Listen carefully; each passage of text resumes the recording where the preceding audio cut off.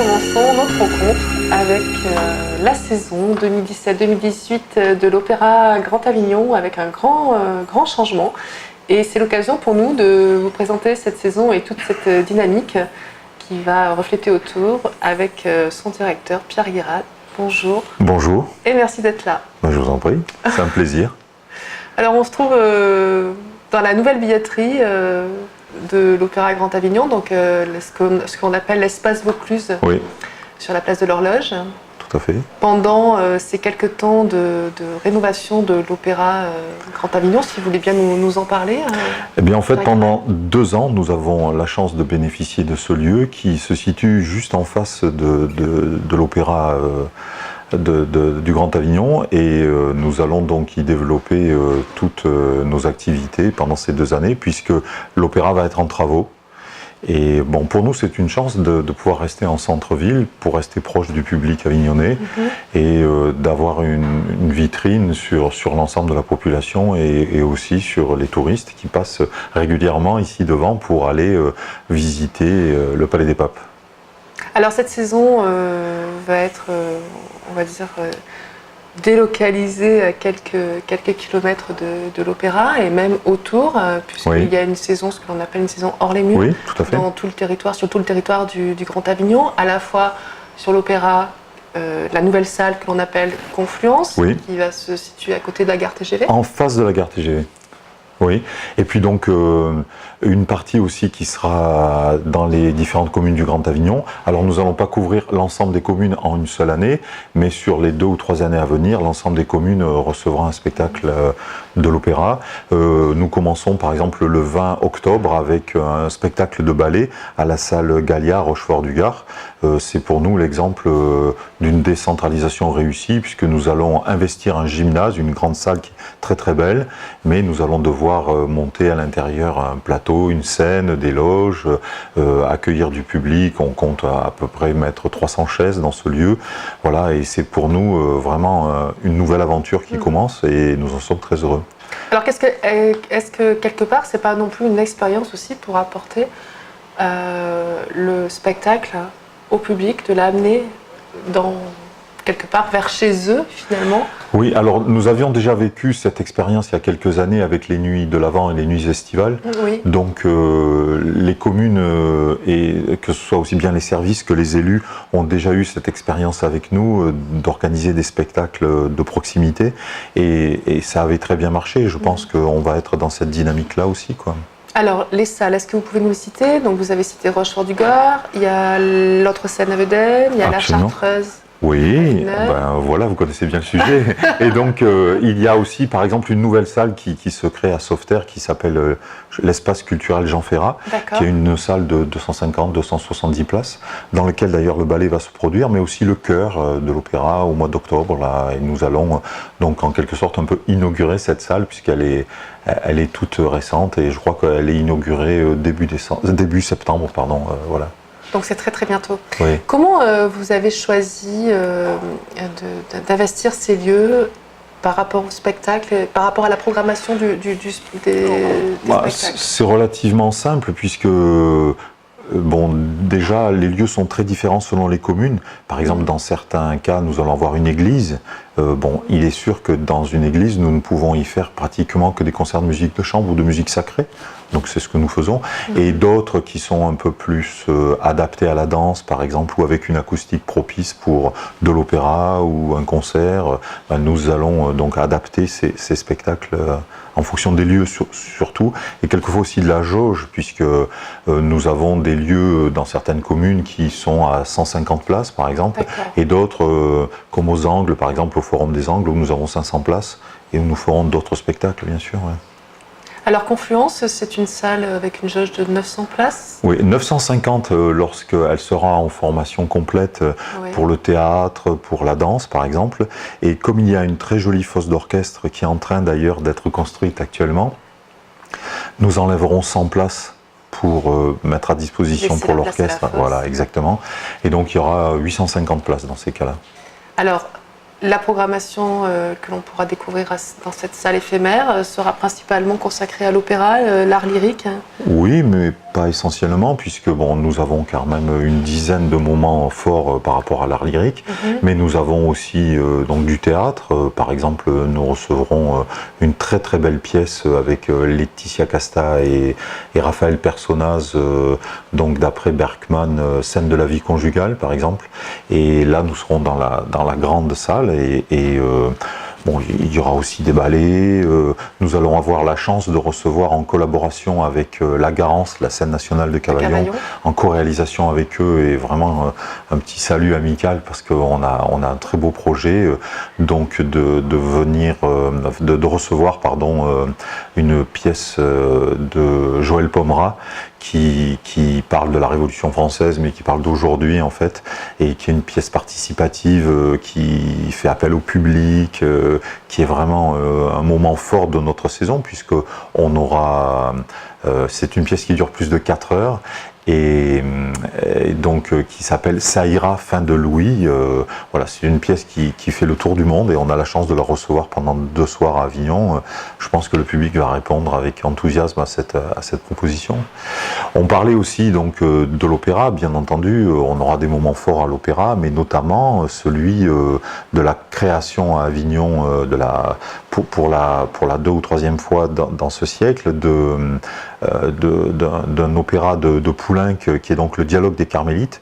Il faut savoir que le Dialogue des Carmélites, une partie du 2e acte a été composée à Avignon, dans un appartement de la rue Joseph Vernet. D'accord. Voilà, et donc cette histoire est fortement liée à Avignon. Voilà.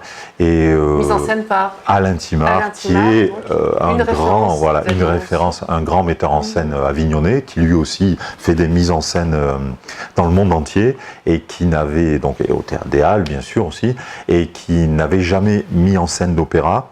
Et donc quand je lui ai proposé cette mise en scène, il a tout de suite répondu favorablement, puisque c'est une œuvre qui est très théâtrale, avec un texte qui est très important, avec une situation qui est à la fois universelle mais très intimiste, puisque c'est la rencontre de la liberté religieuse et de la liberté des révolutionnaires, et ce moment très fort qui conduit à l'échafaud, qui conduit à tous les massacres qui ont eu lieu pendant les révolutions, et qui est très actuel, puisque ça parle aussi de la notion de martyr et de la religion. Et aujourd'hui, on sait quand même qu'on est dans une situation qui est un peu semblable, quoi. Est-ce que c'est pour cela aussi que vous avez changé complètement votre identité visuelle, notamment avec l'affiche, la Marianne, oui, la liberté, la fraternité, l'égalité, voilà, la programmation artistique qui est liée? Comment voilà. vous avez... Eh bien, en fait, pour travailler autour de cette programmation, je me suis dit que sur les 3 années à venir, il était nécessaire de trouver une forme qui rassemble un peu ces 3 années, et qu'on ne donne pas l'impression de partir 2 ans en exil un peu avec une programmation moins intéressante. Et donc j'ai proposé de faire une forme à travers de cette devise républicaine, qui est en fait gravée sur l'opéra du centre-ville, sur l'opéra historique, de part et d'autre, sur le fronton, on a donc liberté, égalité, fraternité. Et en articulant une programmation autour de ces 3 thèmes, et notamment avec un fil rouge, enfin plusieurs, mais notamment celui de Mozart, avec 3 opéras, un qui sera présenté chaque année. Pour la liberté, il s'agit donc de l'enlèvement au sérail. Pour l'égalité, nous allons recevoir Les Noces de Figaro, qui ont fait sensation à l'époque de Beaumarchais, parce qu'elles remettaient en cause l'ordre établi, et notamment la monarchie et les principes des 3 ordres. Et pour la reprise ici, nous aurons La Flûte enchantée de Mozart. Voilà. Mais nous avons aussi travaillé sur ce thème-là, sur la jeunesse, et notamment en direction des scolaires, avec une dame qui a vraiment une forte implication dans l'éveil musical, dans l'éveil artistique en général, qui s'appelle Isabelle Ronzier, qui a déjà énormément travaillé avec l'orchestre. Et nous devons d'ailleurs remercier l'éveil artistique avignonnais qui monte ce projet avec nous. Donc chaque année, nous allons accueillir 2500 enfants des écoles, et sur le plateau, il y aura environ 300 enfants aussi des écoles qui sont préparés avec le conservatoire d'ailleurs. Et la première année, ça va parler de jazz et de cirque. La deuxième année, ça va parler... Donc le jazz, c'est l'expression de la liberté musicale. La deuxième année, nous allons travailler sur les marionnettes et la world music, donc les musiques du monde, pour les mettre toutes sur un même piédestal.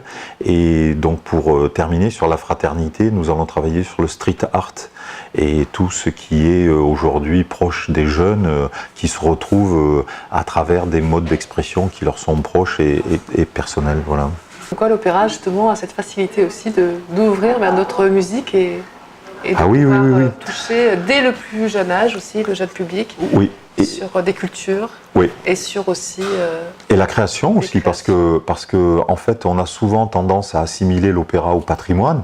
Alors bien entendu nous aurons aussi Traviata, enfin je parlais de nous recevoir Traviata par exemple en fin d'année, nous aurons aussi Orphée de Gluck qui va débuter cette saison, donc nous avons des œuvres et des ouvrages du patrimoine, mais nous aurons aussi par exemple, vous parliez de la Chartreuse de Villeneuve tout à l'heure, qui nous accueille dans un magnifique micro-opéra, on peut dire, qui est une création contemporaine d'un compositeur de la région de Marseille, donc de la région Provence-Alpes-Côte d'Azur, qui s'appelle Lionel Ginoux, qui a énormément créé de choses déjà. Et nous allons donc recevoir un petit opéra avec une chanteuse, Ambroisine Bray, et une viole de gambe sur le plateau, avec un dispositif scénique et notamment un dispositif électroacoustique. Ça va être absolument magnifique dans la salle de la Chartreuse de Villeneuve. Ça sera mis en scène par Nadine Dufaux et ça raconte l'histoire d'une migrante, la triste histoire d'une migrante qui l'a conduit au désespoir. Et c'est un sujet qui est à la fois d'actualité complètement et qui est justement une grande réflexion sur notre époque, quoi. Alors en termes de distribution, on a pu remarquer une toute nouvelle distribution, des noms qu'on ne connaît pas forcément, ou dans tous les cas qui ne sont jamais venus à l'Opéra d'Avignon. C'était une volonté aussi de renouveau quelque part En fait, bien entendu, je vais continuer de travailler avec tous les grands metteurs en scène qui sont déjà venus à l'opéra, puisqu'ils sont incontournables et qui sont vraiment des piliers de la création lyrique. Mais je me suis dit qu'il fallait aussi permettre à de nouveaux metteurs en scène de s'exprimer et d'amener une vision différente.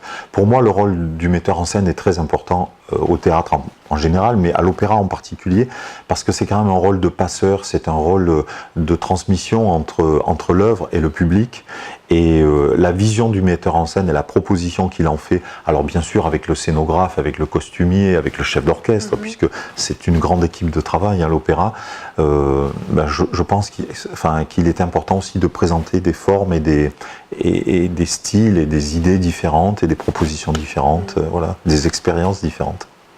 Alors comment est générée justement la synergie et le dynamisme entre le ballet, les chœurs de l'opéra, l'atelier couture? Comment vous avez justement mis en exergue tous ces ateliers pendant justement ces travaux de restauration? Oui, alors d'abord il faut savoir que tout le monde a énormément bien joué le jeu, parce que pour tout le monde ça a été un moment un peu de rupture et en même temps d'inquiétude. Oui, d'inquiétude, on peut le dire. Et puis aussi de façon physique, par exemple dans ce lieu, l'atelier de couture, de création de costumes est venu travailler ici pendant plusieurs mois, parce que leur propre atelier était en chantier, était en travaux, et donc ils ont accepté des conditions qui ne sont pas optimum, mais et tout le monde a joué ce jeu-là, et ça c'est très important.